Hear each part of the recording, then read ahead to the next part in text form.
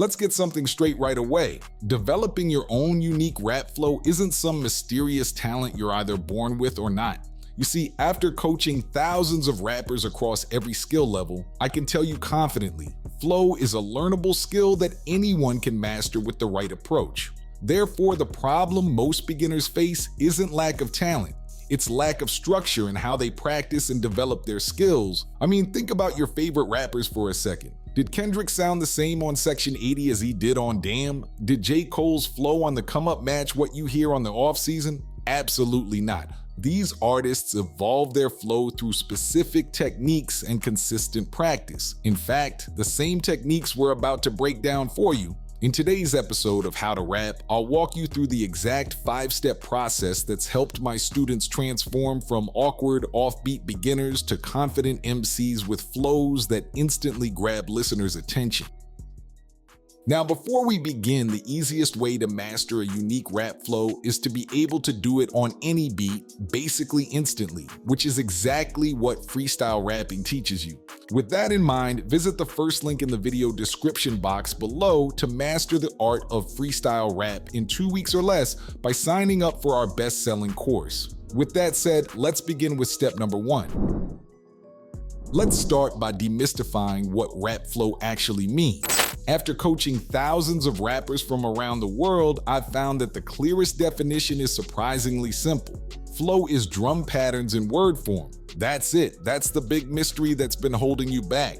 When you listen to any beat, you've got guitar patterns, string sections, horns, and all these different elements creating a sonic landscape. But as a rapper, you're adding an additional layer of vocal instrument that creates drum-like patterns through your words. This perspective completely changes how you approach your craft. Instead of just thinking about what you're saying, you need to consider how your words are functioning as rhythmic elements within the beat. It's this interaction, the relationship between the active rhythm of the instruments and the active rhythm of your vocal patterns that makes rap so uniquely addictive as an art form. No other genre creates this same kind of rhythmic interplay between vocals and instrumentals. When you understand that your voice is essentially another instrument in the mix, you start to make more exciting decisions about your flow. You begin to see that you can play different notes through the creatively unpredictable choices you make as a writer. This is what separates average rappers from great ones. The ability to see flow as a musical component rather than just a vehicle for lyrics. One of the most demotivating things I hear in comment sections is people saying, "You're either born with it or not." This is absolute nonsense, usually from people who either don't make music themselves or haven't coached anyone. Music, rhythm, and cadence are not natural evolutionary skills like running or breathing. Some people might pick it up quicker than others, but that doesn't mean you can't master it if it's difficult at first. Think of learning flow like learning any other skill. It takes practice, understanding, and consistent effort. The truth is that every great rapper you admire had to learn how to control their flow. Even legends like Eminem started with much simpler flow patterns in their early work before evolving into more complex rhythmic structures. Your flow isn't fixed. It's something that develops and transforms over time as you gain more experience and confidence. The key is to approach it with the right mindset, understanding that you're essentially creating percussion with your words. When you're listening to your favorite rappers, don't just pay attention to what they're saying, listen to how their vocal rhythms interact with the beat. Notice how they create tension, release, and momentum through their flow choices. This mindset shift, viewing flow as musical patterns rather than just words, is the foundation everything else will build upon. Now that we understand what flow really is, we need to learn how to develop it by studying the masters who came before us. My own breakthrough with flow came from intensely studying Tupac. For about 2 years, I was writing raps and somewhat knew I was offbeat, but couldn't pinpoint what the problem was. Then I started really listening to Tupac and noticed something crucial. His bars always ended roughly at the same spot in relation to the beat. His verses felt organized and structured in a way that mine didn't. As I studied more deeply, I realized he was organizing his rhymes and flow into a simple, easy-to-follow structure. This was a pattern I could emulate and then gradually pepper in more complex flows as my skills improved. After this realization, I was able to ride the beat much more naturally after just a few months of practice. This approach, learning from simpler flows before attempting more complex ones, is the fastest route to mastering your own flow. If you're struggling with staying on beat, which most beginners do, one of the best strategies is to take a simpler, old-school rapper and deeply study their flow patterns. Don't immediately try to sound like the most technically complex rappers out there. That's setting yourself up for frustration.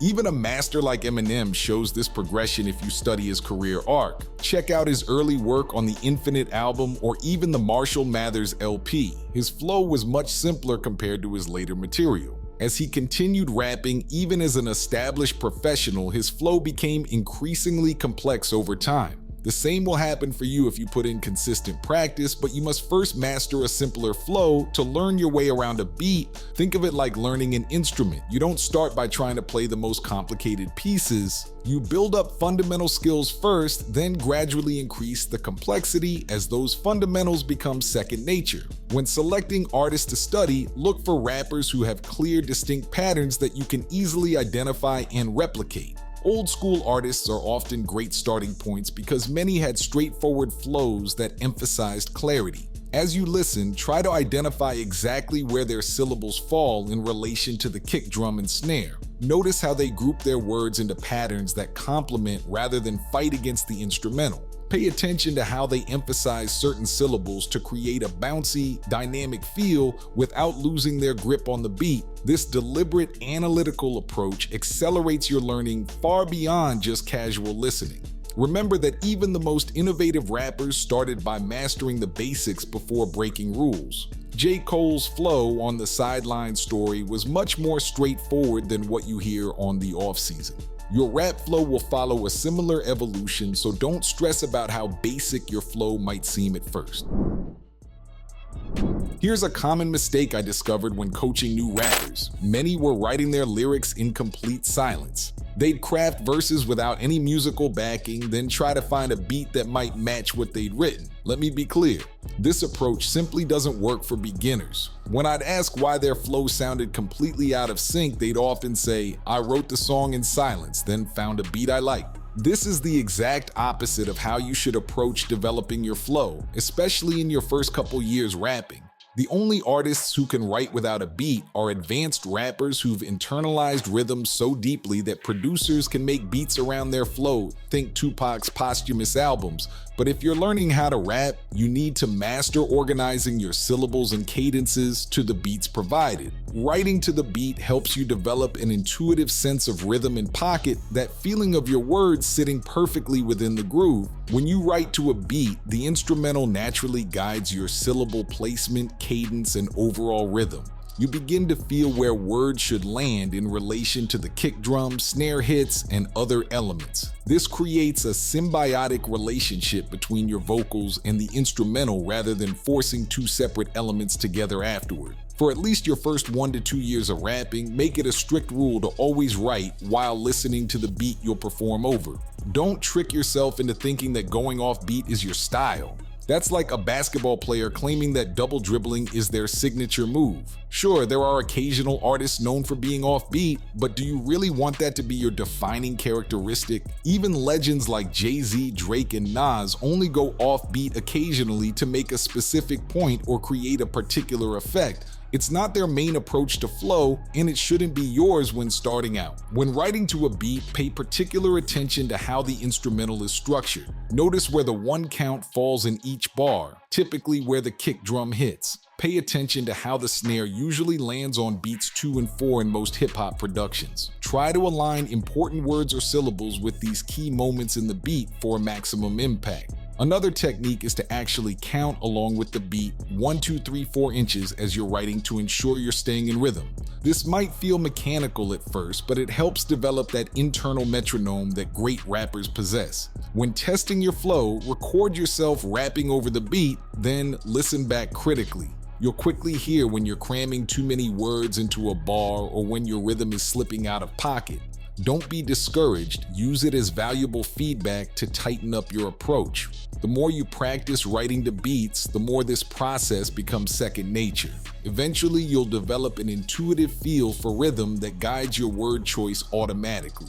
Now that you understand the importance of writing with the beat, let's address another critical aspect of flow that many beginners overlook: proper breathing and rhythm control. Another crucial lesson I learned from studying Tupac was the importance of pre-writing your breaths into your flow. This might sound obvious, but it's a common mistake I see with beginners. They write these extra long bars with no spaces and then wonder why they're gasping for air. The problem is simple. They're not accounting for breathing when crafting their flows. When you're writing, you need to consciously plan where you'll take breaths within your verses. This isn't just about being able to perform without gasping for air, it's actually a fundamental component of developing a strong, controlled flow. Your breathing patterns become part of your rhythmic expression, creating natural breaks and emphasis that enhance your overall delivery. Think of your breath as another instrument in your arsenal. It's not just a biological necessity, but a creative tool. Professional rappers understand this and strategically place their breaths to enhance their flow rather than interrupt it. One technique many pros use is to slow down their flow right before the beginning of the chorus. This creates what's sometimes called a pre-chorus in songwriting, a transitional section that builds tension and leads seamlessly into the hook. Artists like Kendrick Lamar, J. Cole, and Kanye West employ this technique throughout their careers, using breath control to signal these transitions. An added benefit of planning your breaths is that it actually helps you finish songs faster since you're building natural section breaks into your flow. As you practice writing with breath control in mind, start by marking your verses with specific spots designated for inhaling. You might even want to add these breath marks directly to your written lyrics using symbols like per inch to indicate where you'll pause to breathe. When you're first developing this skill, it's better to err on the side of more breathing space rather than less. You can always tighten things up as your lung capacity and breath control improve over time. Another rhythm technique to incorporate is varying your pace throughout verses. Listen to how great rappers speed up and slow down at strategic moments to create emphasis or build energy. This dynamic approach to flow keeps listeners engaged and prevents your delivery from becoming monotonous. Practice transitioning between different rhythmic patterns within a single verse, from rapid-fire delivery to more measured phrases. These transitions create tension and release, much like dynamic shifts in instrumental music. The more you write and record, the easier it becomes to hear when you're off beat or struggling with rhythm. This is why consistent practice is so crucial. You're developing your ear alongside your technical skills. When I see new rappers struggling with flow issues, my first advice is always the same: keep writing and recording more. The reps, just like in the gym, help sharpen your awareness of when you're slipping off beat. Recording is particularly important because it forces you to actually perform your lyrics rather than just reading them. Now that you've developed strong fundamentals in breath control and rhythmic techniques, it's time to expand your arsenal and develop multiple flows that make your style truly distinctive. The final step in developing your unique rap flow is perhaps the most important. Never settle into just one flow pattern for your entire career. Although there are many successful rappers known for specific signature flows, the Baby's bouncy cadence or Method Man's distinctive delivery come to mind, the artists generally considered the GOATs are masters of multiple flow patterns. What sets these legends apart is their versatility and command over a wide variety of flows. They don't just have one tool in their belt, they have an entire workshop of techniques they can deploy depending on the mood and message. Your goal should be to build a similar arsenal of flows that you can switch between seamlessly. This versatility not only keeps your music more engaging for listeners, but also gives you greater creative freedom to express different emotions and ideas. Think of flow patterns like colors on an artist's palette. The more you have available, the more nuanced your art can become. Start by identifying distinctly different flow patterns used by your favorite artists and practice each one separately. Try a choppy, staccato flow for aggressive content, then switch to a more melodic, sing-song approach for emotional material. Experiment with flows that emphasize the front of the bar versus those that place emphasis at the end. Play with spacing. Some flows pack words tightly together, while others leave deliberate space between phrases for dramatic effect. As you practice these different approaches, you'll find that certain flows feel more natural with specific types of content.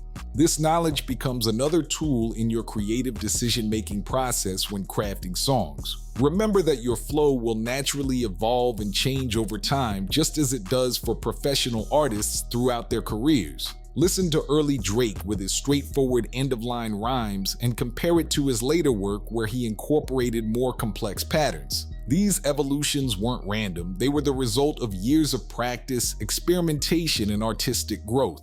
Your flow will follow a similar path of development, so don't stress if you feel limited in your current abilities. The key is to keep pushing yourself to try new approaches rather than relying on what already feels comfortable. One effective exercise is to take the same verse and perform it using 3 completely different flow patterns. This forces you to think about the material from multiple angles and develops your adaptability as a performer. It also helps you identify which approaches best serve the content you're trying to communicate. Remember that musical background can significantly enhance your ability to develop diverse flows. If you've played an instrument, especially drums, you'll likely grasp flow concepts more quickly due to your inherent understanding of rhythm. But even without formal musical training, you can develop this rhythmic sensibility through consistent, focused practice. With that said, hopefully you found these 5 steps useful to your rap journey. And if you'd like more step-by-step training on flow, be sure to visit the video description box below, and peace!